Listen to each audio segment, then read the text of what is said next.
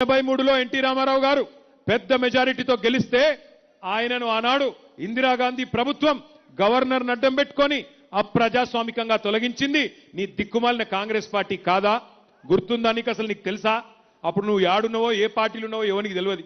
ఇవాళ ఈయనకు ఎన్టీ రామారావు గారి మీద తెగ ప్రేమ పొంగుతున్నది. ఒక్కసారి ఎన్టీ రామారావు గారి మీద రేవంత్ రెడ్డి ఏం మాట్లాడిండో ఒక్కసారి మీరు చూడాలని చెప్పి నేను కోరుతా ఉన్నా.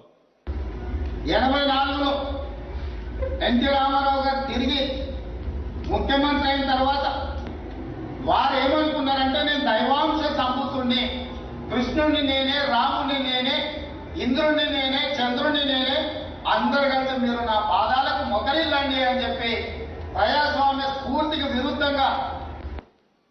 అర్థమైందా అసలు కథ? ఎన్టీ రామారావు ఒక అహంకారము, దేవుణ్ణి అనుకున్నాడు అని ఆ రోజు మాట్లాడిన కాంగ్రెస్ ముఖ్యమంత్రి ఇవాళ ఓట్లు రాగానే ఓట్ల కోసం